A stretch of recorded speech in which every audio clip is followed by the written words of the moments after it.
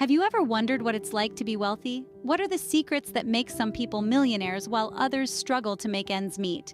It's a question that's likely crossed your mind, and it's not as straightforward as it may seem. We often imagine wealth as a lavish lifestyle filled with luxury cars, sprawling estates, and endless vacations. But the reality of wealth, particularly the kind of wealth that lasts, is often far removed from this glamorous image. In fact, the secret to accumulating wealth isn't about earning the highest salary or flaunting the most extravagant possessions. It's about financial independence and the choices that lead us there. So where can we learn about these choices? Enter The Millionaire Next Door by Thomas J. Stanley. This gem of a book shatters many common misconceptions about wealth, presenting surprising truths about what it means to be genuinely wealthy in America. Stanley's book is based on years of research into America's affluent, and it reveals that most millionaires live right next door, in plain sight. They're not in the limelight, they're not celebrities, and they're not living the ostentatious lifestyle we often associate with wealth. These millionaires are ordinary people who have amassed extraordinary wealth through discipline, hard work, and smart financial decisions. The book also explores the concept of financial independence, emphasizing that it's not about how much you earn, but how much you keep. It's about making your money work for you instead of working for your money. It's about understanding the difference between income and wealth. In The Millionaire Next Door, Stanley argues that anyone can accumulate wealth if they're willing to live below their means, invest wisely, and ignore the consumer culture that encourages constant spending. It's not about getting rich quick, but about getting rich slowly and surely. So if you've ever wondered about the secrets to wealth, you're in the right place. Today, we delve into the surprising secrets of America's wealthy as revealed in The Millionaire Next Door. What does a millionaire look like? You might be surprised. Now let's dive into the first chapter of The Millionaire Next Door, where we debunk some common stereotypes about millionaires. The images that often spring to mind when we think of millionaires are of flashy celebrities living in palatial mansions, driving fancy cars, and living the high life. But the reality is quite different and might just surprise you. Most of the millionaires in America are self-made, having built their wealth from scratch. They didn't inherit a fortune or win the lottery. They worked hard, often starting their own businesses, and accumulated their wealth gradually over time. The majority of them are first-generation rich, which is a testament to their perseverance and determination. Let's talk about their lifestyle. It's not all Dom Perignon and caviar. In fact, most millionaires lead a frugal lifestyle, living well below their means. They're not interested in flaunting their wealth or keeping up with the Joneses. They prefer to save and invest, rather than spend on ostentatious displays of wealth. They're more likely to be found shopping in discount stores than in high-end boutiques. One of the most surprising facts is where they choose to live. They don't necessarily reside in upscale, ritzy neighborhoods. They're more likely to live in middle-class or upper-middle-class neighborhoods, in homes that are far from ostentatious. They prefer to blend in rather than stand out. And their cars? You won't typically find them behind the wheel of a Bentley or a Ferrari. They're more likely to drive a reliable, well-maintained, mid-range car. They understand that a car is a depreciating asset and prefer to invest their money where it will grow, rather than lose value. So, the image of a millionaire that we often see in the media is far from the truth. The real millionaires are the ones living next door, leading a modest lifestyle, and building their wealth quietly and steadily. So, the millionaire next door might be more like your modest neighbor than a flashy celebrity. Can frugality lead to wealth? Let's explore. Welcome to Chapter 2, where the essence of frugality is the heart of the conversation. Thomas J. Stanley, in his book, The Millionaire Next Door, underlines the importance of frugality as a significant characteristic of America's wealthy. He emphasizes that the wealthy didn't attain their financial status by extravagant spending or showy consumption, but rather by being judicious with their resources and, yes, being frugal. Frugality, as Stanley puts it, isn't about being miserly or stingy. It's about being resourceful and conscious of where one's money is going. It's about making thoughtful decisions, like opting for quality over quantity, avoiding unnecessary expenses, and investing wisely. It's about understanding the value of money and respecting it. Stanley introduces us to the concept of conspicuous consumption. It's the tendency to spend money on luxury goods and services to publicly display economic power. But the millionaires next door, they're not into that. They're not interested in flaunting their wealth. They're more about accumulating it. They believe in living within their means, not beyond. They're the ones driving secondhand cars, living in modest neighborhoods, and shopping at discount stores. They're the ones who understand that financial freedom doesn't come from showing off wealth, but from effectively managing it. Stanley asserts that these millionaires often attribute their financial success to their frugality. They see the power in saving, in investing, and in being financially savvy. They understand that every dollar saved is a dollar earned. So, does frugality lead to wealth? Stanley's research suggests it does. The millionaires next door aren't born with silver spoons. They're self-made, and they've built their fortunes not by living in the lap of luxury, but by embracing the power of frugality. They've realized that the key to accumulating wealth isn't about how much you earn, but how much you keep. In other words, being frugal can indeed be a path to wealth. How do you allocate your time, energy, and money? It's a simple question, but it's at the heart of Chapter 3 in the Millionaire Next Door. This chapter dives into the nitty-gritty of how successful people distribute their resources. It suggests that the secrets to accumulating wealth aren't found in high-paying jobs or inheritance, but rather in the strategic allocation of one's time, energy, and money. Let's break it down. Time, the most precious resource we have.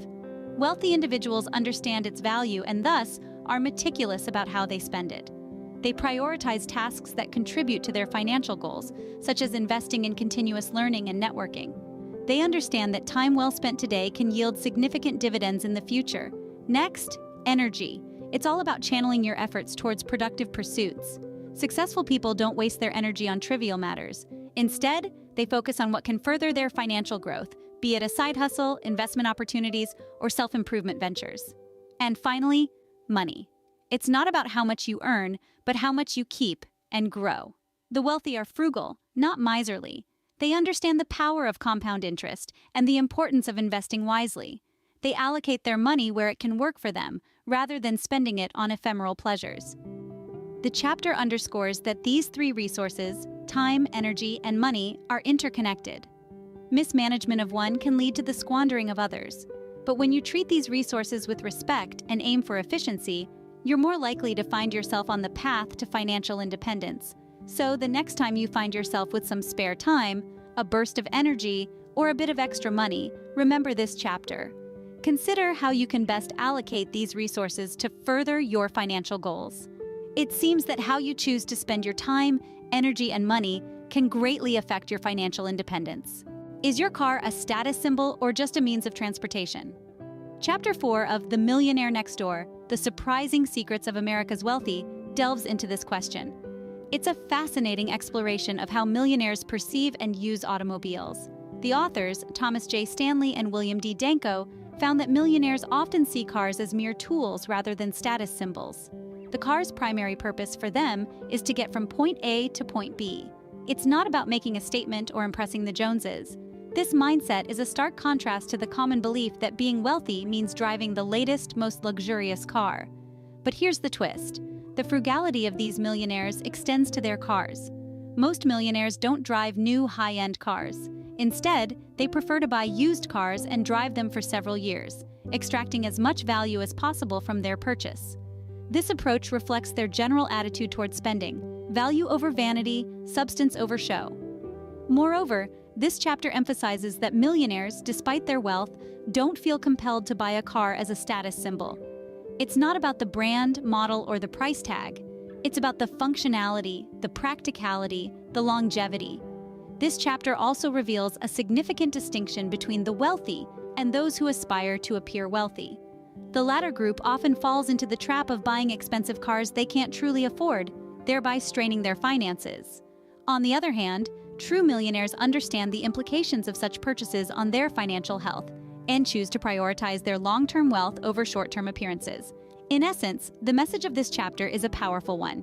It encourages us to rethink our perspective on spending and wealth. It reminds us that being wealthy isn't about flaunting it. It's about making smart, calculated decisions that prioritize long-term wealth accumulation over short-term gratification. Remember, you aren't what you drive. The car you drive doesn't define your worth or your success. What's more important is the journey you're on, the decisions you make, and the principles you live by. What happens when parents provide financial assistance to adult children? This question brings us to Chapter 5 of Thomas J. Stanley's enlightening book, The Millionaire Next Door. Here we dive into the idea of economic outpatient care, or EOC, a term coined by Stanley himself. EOC refers to the substantial financial gifts that affluent parents give to their adult children. While these acts of generosity might seem like a blessing at first glance, Stanley argues that they can have detrimental effects, stunting the development of financial independence and self-reliance in the recipients. Imagine a scenario where a parent constantly bails out their child whenever they face financial difficulties. Over time, the child may develop a sense of entitlement, expecting to be saved from financial challenges instead of learning to navigate them independently. This dependence on parental wealth can lead to a lack of motivation to earn, save, and invest wisely. Stanley's research found that the more dollars adult children receive, the fewer they accumulate themselves. They become accustomed to a higher standard of living that they did not earn, and this can lead to reckless spending and poor financial decisions. They're also more likely to rely on credit, accumulating debt, rather than wealth. Stanley suggests that the best gift parents can give their children is not a free ride through life, but the knowledge and skills to handle money wisely. This includes teaching them about budgeting, saving, investing, and the value of hard work. By doing this, parents can help their children become financially independent and secure their own wealth. Moreover, parents who provide EOC often sacrifice their own financial security. They could be using those funds to build their own wealth or secure their retirement. So, what's the takeaway from this chapter? It's clear that while it may be tempting to provide financial assistance to our loved ones, fostering their financial independence may bring them greater benefits in the long run. So, financial independence may be more beneficial than financial assistance. How can you support your children without compromising their financial independence? Now that's a question that can stir up a hornet's nest. Chapter 6 of The Millionaire Next Door grapples with this conundrum head-on. The authors, Stanley and Danko, suggest a balanced approach to financially supporting children. They argue that spoon-feeding wealth or economic outpatient care can, ironically, stunt their ability to generate wealth independently. It's a bit like that old adage, give a man a fish and you feed him for a day, teach a man to fish and you feed him for a lifetime. The authors point out that it's not about leaving your children high and dry, it's about giving them the tools they need to build their own fortune. This might mean supporting their education or helping them with a down payment on a house. But it doesn't mean gifting them a life of luxury they haven't earned. This chapter is a stern reminder that wealth is not just about money, it's about independence, resilience, and the ability to navigate the world on your own terms. And isn't that what we all want for our children? In essence, financial support should be more about enabling than entitling. It should be a springboard, not a safety net. So, the next time you're faced with a decision about financially supporting your children, remember this chapter. Supporting your children doesn't have to mean compromising their financial independence. How can finding your niche lead to wealth? This question sets the stage for our 7th chapter, a riveting exploration into the concept of finding your niche in the market. Imagine for a moment a world teeming with opportunity, yet crowded with competition. In such a world, standing out from the crowd is not only desirable but vital.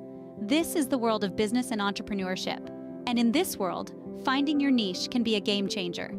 The 7th chapter of The Millionaire Next Door delves into this idea, examining how identifying and seizing a unique market opportunity can pave the path to wealth. It's not just about being different for the sake of being different, but about discovering where you can provide value in a way that no one else can. It's about capitalizing on your unique strengths and passions and turning them into a profitable venture. The chapter goes on to illustrate this with real-life examples of individuals who've struck gold by carving out their niche. From the entrepreneur who found success in a specialized cleaning service to the artist who created a unique style that captivated the masses. Each story underscores the same theme. Finding your niche can lead to extraordinary wealth. So, as you venture into the world of wealth creation, remember this. Don't just be part of the crowd. Strive to stand out. Look for the gaps, the overlooked opportunities. Hone your unique skills and passions. Finding your niche might just be your key to wealth. What have we learned from The Millionaire Next Door? Let's wrap up this enlightening journey with some key takeaways from each chapter. Starting from the premise of the wealth question, we've discovered that the millionaires living amongst us are not always as they appear. They are often inconspicuous, living frugally, and valuing financial independence over displays of high consumption. In the first chapter, we met these surprising millionaires who don't fit the stereotypical image of wealth. They are often self-made, accumulating wealth over time through hard work, perseverance, and most importantly, self-discipline. Chapter 2 emphasized the power of frugality.